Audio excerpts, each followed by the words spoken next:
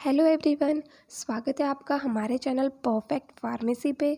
मैं हूँ सुनीता कंवर और आज हम जो फिज़िकल फार्मास्यूटिक्स की थर्ड यूनिट डिस्कस कर रहे थे उसी को कंटिन्यू करेंगे।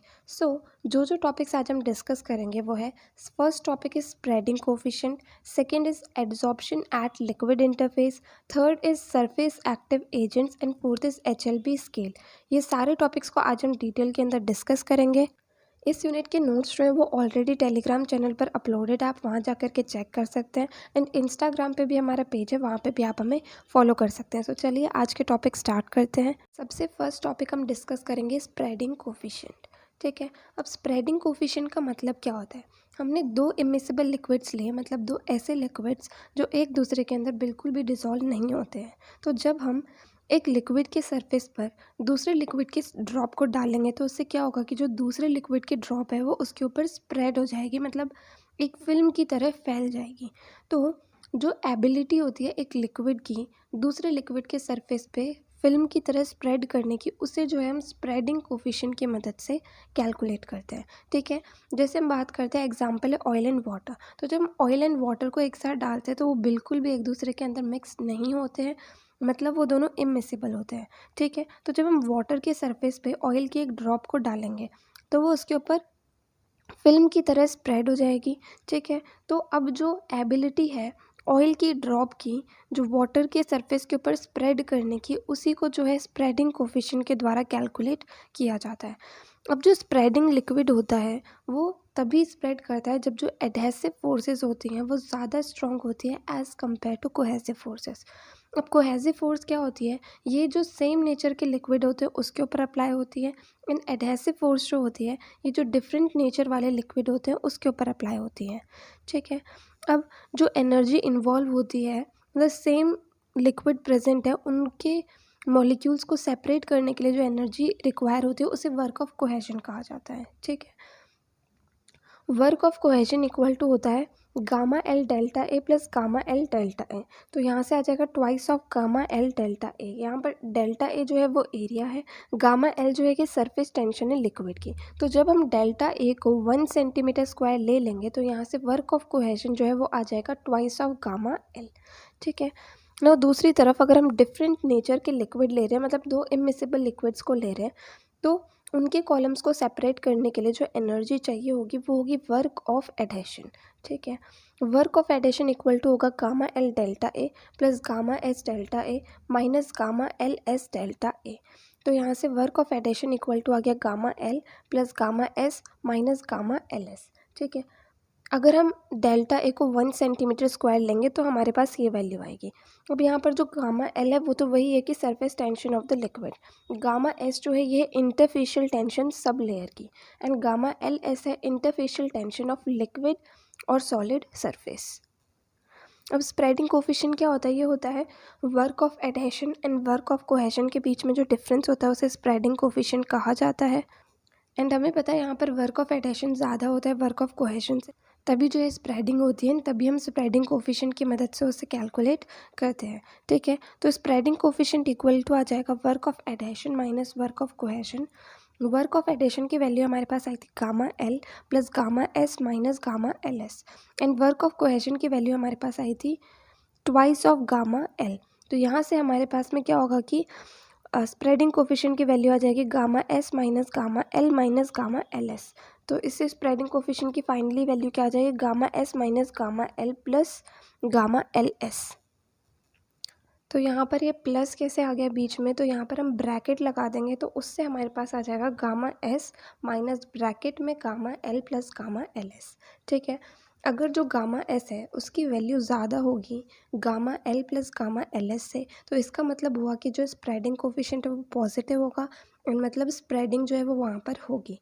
वहीं अगर गामा एस की वैल्यू जो है वो कम आएगी gamma L plus gamma L S से, इसका मतलब है कि स्प्रेडिंग कोफिशिएंट की वैल्यू जो है वो नेगेटिव आएगी, एंड इसका मतलब है कि स्प्रेडिंग जो है वो नहीं होगी। नाउ स्प्रेडिंग कोफिशिएंट जो है इसकी एप्लीकेशंस क्या होती हैं। पहली एप्लीकेशन है कि स्प्रेडिंग कोफिशिएंट की वजह से जो एब्जॉर्प्शन होता है मेडिकामेंट का वो थोड़ा इजी हो जाता है, एंड इसकी एप्लीकेशन होती है स्टेबलाइजेशन ऑफ इमल्जन में, मतलब इमल्जन्स को स्टेबलाइज करने के अंदर। ठीक है, नेक्स्ट टॉपिक हम डिस्कस करेंगे एड्जॉर्प्शन एट लिक्विड इंटरफेस। सो एड्जॉर्प्शन का मतलब क्या होता है? एड्जॉर्प्शन का सिंपली मतलब ये होता है कि कुछ मॉलिक्यूल्स या फिर आयंस जो हैं वो लिक्विड के सरफेस के ऊपर डिपॉजिट हो जाए, मतलब सिर्फ सरफेस के ऊपर रहे, उसे हम एड्जॉर्प्शन कहते हैं। एंड अगर जो मॉलिक्यूल्स हैं वो उस सरफेस के अंदर एंटर कर जाते हैं तो उस फिनोमिना को हम एब्जॉर्प्शन कहते हैं। तो एक डिफरेंस है एड्जॉर्प्शन एंड एब्जॉर्प्शन के अंदर, वो चीज़ आपको ध्यान रखनी है। देन एड्जॉर्प्शन जो है ये एक सरफेस फिनोमिना होता है, क्योंकि जो मॉलिक्यूल्स होते हैं वो सरफेस पे ही रहते हैं। एंड जब कुछ मॉलिक्यूल्स या फिर आयंस जो हैं वो लिक्विड इंटरफेस पे डिपॉजिट होते हैं तो उस चीज़ को जो है एड्जॉर्प्शन एट लिक्विड इंटरफेस कहा जाता है। नाउ जो एड्जॉर्प्शन होता है लिक्विड इंटरफेस पे वो दो टाइप का हो सकता है। एक आता है पॉजिटिव एड्जॉर्प्शन एंड दूसरा आता है नेगेटिव एड्जॉर्प्शन। पॉजिटिव एड्जॉर्प्शन के अंदर क्या होता है कि मॉलिक्यूल्स जो हैं वो सरफेस ऑफ लिक्विड के ऊपर डिपॉजिट रहते हैं and surface free energy and surface tension जो होती है वो इसके अंदर डिक्रीज होती है। ठीक है, जैसे कि यहाँ पर डायग्राम में बताया है कि मॉलिक्यूल्स जो हैं वो लिक्विड के सरफेस पे ही प्रेजेंट है। दूसरी तरफ जो नेगेटिव एड्जॉर्प्शन होता है इसके अंदर क्या होता है, मॉलिक्यूल्स जो है वो सरफेस पे नहीं रहते, वो लिक्विड के अंदर मिक्स हो जाते हैं एंड इसके अंदर surface free energy and surface tension जो है वो इंक्रीज़ होती है। ठीक है, जैसे कि यहाँ डायग्राम के अंदर बताया गया है कि लिक्विड के अंदर जो है वो मॉलिक्यूल्स एंटर कर चुके हैं, तो नेगेटिव एड्जॉर्प्शन को हम एब्जॉर्प्शन भी कह सकते हैं। ठीक है, now next topic is surface active agents और surfactants. So surface active agents होते क्या हैं? ऐसे एजेंट्स जो रिड्यूस करते surface tension and interfacial tension जो कि दो लिक्विड्स के बीच में लग रही है। एंड ये किस तरीके से रिड्यूस करते हैं? या तो ये सरफेस पे या फिर जो इंटरफेस है वहाँ पर एब्जॉर्ब हो जाते हैं। ठीक है, एग्जाम्पल क्या क्या है सरफेस एक्टिव एजेंट्स के? पहला है डिटर्जेंट्स, सेकेंड है सोप्स, थर्ड है इमल्सिफायर। ठीक है, ये होंगे सरफेस एक्टिव एजेंट्स के एग्जांपल, और भी बहुत सारे हो सकते हैं बट सिंपल बेसिक एग्जांपल्स यही हैं।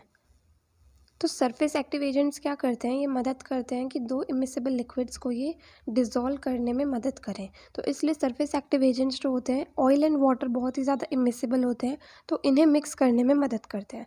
अगर हम एक कंटेनर के अंदर ऑयल एंड वाटर ऐड करेंगे, ठीक है, तो वो इमिसिबल होगा। बट अगर हम उसके अंदर सरफेस एक्टिव एजेंट को यूज़ करेंगे तो उससे क्या होगा कि इंटरफेशियल टेंशन जो है वो कम हो जाएगी एंड वो ईजिली मिक्स हो जाएंगे। ठीक है, ऑयल जो होता है ये क्या होता है? ऑयल लाइपोफिलिक है, तो इस वजह से जो लाइपोफिलिक पार्ट है वो ऑयल से अटैच हो जाता है एंड जो हाइड्रोफिलिक पार्ट है वो वाटर से अटैच हो जाता है। एंड ये जो डायग्राम है इसी को मिसल फॉर्मेशन कहा जाता है। ठीक है, ऑयल क्या होता है? ये लाइपोफिलिक होता है, तो इस वजह से लाइपोफिलिक पार्ट जो होता है सर्फेक्टेंट का उससे अटैच हो जाता है। वाटर जो होता है वो हाइड्रोफिलिक होता है, तो ये हाइड्रोफिलिक पार्ट जो होता है सर्फेक्टेंट का उससे अटैच हो जाता है। अब जो कंसनट्रेशन होती है सर्फेक्टेंट की, जिसके बाद में मिसल फॉर्मेशन स्टार्ट हो जाता है। मिसल फॉर्मेशन का मतलब होता है कि सर्फेक्टेंट मॉलिक्यूल्स जो हैं वो इकट्ठा होने शुरू हो जाते हैं। तो जब मिसल फॉर्मेशन स्टार्ट हो जाता है तो उस कंसनट्रेशन जो होती है सर्फेक्टेंट की उसे क्या बोलते हैं? उसे क्रिटिकल मिसल कंसनट्रेशन कहा जाता है। एंड टेम्परेचर, जिस टेम्परेचर पर मिसल फॉर्मेशन स्टार्ट हो जाता है उस टेम्परेचर को क्राफ्ट टेम्परेचर कहा जाता है। ठीक है, critical micelle concentration and Krafft temperature, ये वर्ड्स जो हैं कभी कभी 2 मार्क्स के अंदर पूछे जाते हैं, इसलिए इनकी डेफिनेशन आपको आनी चाहिए। नाउ नेक्स्ट हम देखते हैं classification of surfactants. So generally surfactants दो टाइप के होते हैं, ionic and non ionic. Ionic surfactant के अंदर आते हैं एनायनिक, कैटायनिक एंड एम्फोलाइटिक। ठीक है, अब इनके बारे में हम वन बाय वन थोड़ा सा ब्रीफ में डिस्कस करेंगे। सबसे पहले आता है आयनिक सर्फेक्टेंट। आयनिक सर्फेक्टेंट क्या होता है?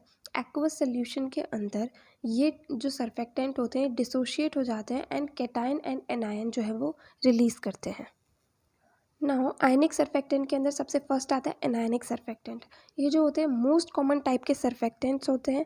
इनके अंदर क्या होता है? ऑर्गेनिक टेल होती है जिसके साथ में नेगेटिव चार्ज हेड प्रेजेंट होता है एंड एक स्मॉल पॉजिटिव मॉलिक्यूल जैसे कि अमोनियम जो है वो प्रेजेंट होता है। एनायनिक सर्फेक्टेंट के एग्जाम्पल क्या होते हैं? Soaps of alkali, amines and metals. ठीक है, ये इसके एग्जाम्पल्स होते हैं।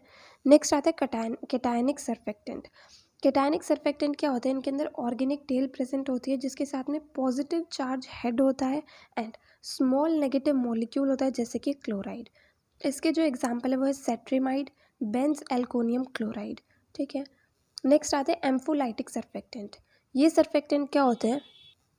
ये जो होते हैं ये पीएच जो है सिस्टम का उसके ऊपर डिपेंड करते हैं। एक सर्टेन पीएच जो है उसके नीचे तो ये कैटायनिक होते हैं, वाइल उसके ऊपर जो है ये एनायनिक होते हैं। एंड एक इंटरमीडिएट पीएच जो है उस पे ज्विटर आयंस की तरह काम करते हैं, मतलब पॉजिटिव एंड नेगेटिव दोनों आयंस इसके अंदर प्रेजेंट होते हैं।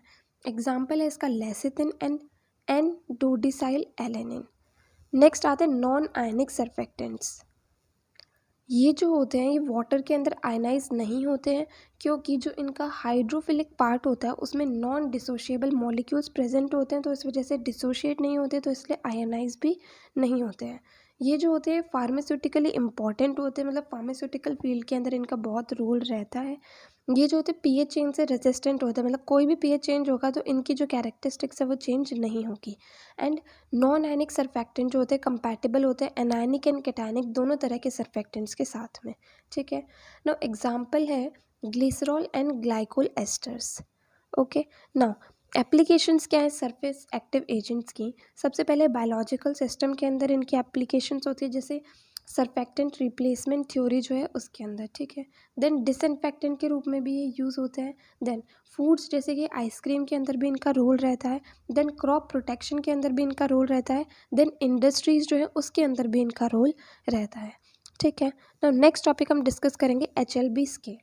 HLB इसका फुल फॉर्म क्या होता है? Hydrophilic lipophilic balance. So HLB hydrophilic lipophilic balance, इसका मतलब क्या होता है? जो रिलेटिव एफिशिएंसी होती है हाइड्रोफिलिक पार्ट जो है सर्फेक्टेंट का उसकी with respect to lipophilic part जो है सर्फेक्टेंट का, उसे हम हाइड्रोफिलिक लाइपोफिलिक बैलेंस कहते हैं। हाइड्रोफिलिक पार्ट वो होता है जो वाटर के साथ अटैच होता है, लाइपोफिलिक पार्ट वो होता है जो ऑयल के साथ में अटैच होता है। ठीक है, तो जो हाइड्रोफिलिक पार्ट जो है उसकी लाइपोफिलिक पार्ट के रिस्पेक्ट में जो एफिशिएंसी होती है, रिलेटिव एफिशिएंसी, उससे कि हम हाइड्रोफिलिक लाइपोफिलिक बैलेंस। नाउ जो पोलर पार्ट है सर्फेक्टेंट का उसकी साइज एंड स्ट्रेंथ को एक्सप्रेस करना with respect to non polar part, and ये भी नंबर के बेसिस पे, तो नंबर जहाँ पर आ जाता है तो उसके लिए एक स्केल बनाई है, वो होती है HLB स्केल। ये स्केल जो है इसकी वैल्यू 0 से 20 तक होती है। ठीक है, सो HLB स्केल सिंपली क्या होती है कि जो पोलर पार्ट है सर्फेक्टेंट का उसका साइज और स्ट्रेंथ को एक्सप्रेस करना with respect to non polar part and on the basis of number, क्योंकि स्केल के अंदर नंबर ही आता है, तो उसी चीज़ को जो है HLB स्केल कहा गया है। एंड ये जो है 0 से 20 तक इसकी रेंज होती है। ना HLB वैल्यू अगर 10 से ज़्यादा है तो मतलब है कि सर्फेक्टेंट जो है वो हाइड्रोफिलिक है। 10 से कम है इसका मतलब है कि सर्फेक्टेंट लाइपोफिलिक है। एंड अगर वैल्यू 7.3 है तो इसका मतलब जो सर्फेक्टेंट है वो कम्प्लीटली सॉल्युबल है वाटर के अंदर। नाउ जो HLB स्केल है वो ग्रिफिन के द्वारा दी गई थी। ठीक है, कंप्लीट HLB स्केल ये है जो कि 0 से 20 तक होती है। इसके अंदर 10 या फिर बिलो 10 जो है वो लाइपोफिलिक होता है एंड अबव 10 जो है वो हाइड्रोफिलिक होता है।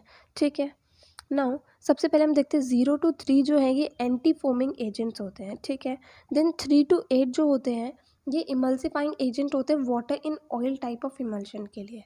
नेक्स्ट 7 to 9 जो होते हैं ये वेटिंग एंड स्प्रेडिंग एजेंट्स होते हैं। 8 to 16 जो होते हैं ये इमल्सिफाइंग एजेंट होते हैं ऑयल इन वाटर वाले इमल्शन के लिए। ठीक है, देन 13 to 16 जो है ये डिटर्जेंट्स होते हैं एंड 16 to 20 जो है ये सॉल्युबलाइजिंग एजेंट्स होते हैं। ठीक है, इस तरीके से जो है HLB स्केल होती है। नो HLB वैल्यू को कैलकुलेट करने के लिए कुछ मेथड्स हम लोग देखेंगे। सबसे पहला मेथड जो है इसे यूज़ करते हैं जिससे कि हम HLB वैल्यू निकाल सके पॉलीहाइड्रिक अल्कोहल्स की एंड फैटी एस्टर्स की, जैसे कि ग्लिसराइल मोनोस्टेरेट हो गया। तो इसके लिए जो फॉर्मूला यूज़ होता है वो ये है HLB equal to 20 1 minus S upon A. यहाँ पर S जो होता है ये सपोनिफिकेशन नंबर होता है एस्टर का, एंड A जो होता है ये एसिड नंबर होता है फैटी एसिड का। ठीक है, ये हो गया फर्स्ट सिंपल सा इसका method to determine the HLB value.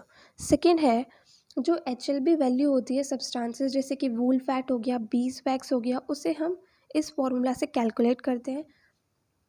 HLB equal to आता है E प्लस पी अपॉन में 5। यहाँ पर E क्या होता है? ये होता है percentage by weight of oxy ethylene chains, and P होता है percentage by weight of polyhydric alcohol groups in the molecules. ठीक है, नाउ थर्ड मेथड क्या है? इस मेथड के अंदर क्या करते हैं कि जो कॉम्पोनेंट ग्रुप होते हैं सर्फेक्टेंट्स के उन्हें ग्रुप नंबर्स दे दिया जाता है, देन इन नंबर्स को ऐड करके HLB वैल्यू को कैलकुलेट किया जाता है। उसके लिए जो फॉर्मूला है वो है HLB equal to summation of hydrophilic group numbers minus lipophilic group numbers and +7। ठीक है, तो इस तरीके से 3 मेथड्स है हमारे पास में HLB वैल्यू को कैलकुलेट करने के लिए। HLB वैल्यू को कैलकुलेट हम किन किन मेथड से कर सकते हैं, क्वेश्चन बहुत बार एग्जाम के अंदर पूछा जाता है 5 मार्क्स के अंदर, तो इसलिए ये क्वेश्चन जो है हमें आना चाहिए। उसके अंदर हम ये 3 मेथड्स लिख सकते हैं HLB वैल्यू को कैलकुलेट करने के लिए। ठीक है, नाउ एप्लीकेशंस क्या होंगी HLB स्केल की, तो इसका रोल जो है वेटिंग एंड स्प्रेडिंग एजेंट्स के अंदर होता है, इमल्सिफाइंग एजेंट के अंदर होता है, सॉल्युबलाइजिंग एजेंट के अंदर होता है, डिटर्जेंट्स के अंदर एंड एंटी फोमिंग एजेंट्स के अंदर। क्योंकि HLB स्केल की क्या वैल्यू आ रही है उसके बेसिस पे हमें पता चलता है कि जो गिवन सब्सटेंस है वो कौन से तरह का एजेंट है। तो इस तरीके से HLB स्केल जो है इसकी एप्लीकेशन होती है ये पता लगाने में कि जो गिवन सब्सटेंस है वो इनमें से कौन सा एजेंट होगा। ठीक है, तो यहाँ पर हमारे आज के टॉपिक्स कंप्लीट होते हैं। सो अगर आपको इस वीडियो के अंदर किसी भी टॉपिक के अंदर कोई भी डाउट आया तो आप कमेंट सेक्शन में पूछ सकते हैं। और अगर आपको ये वीडियो हेल्पफुल लगी हो तो प्लीज़ आप इस वीडियो को लाइक करना, ज़्यादा से ज़्यादा लोगों को शेयर करना और चैनल को सब्सक्राइब करना। थैंक यू सो मच इस वीडियो को एंड तक देखने के लिए एंड चैनल को सपोर्ट करने के लिए।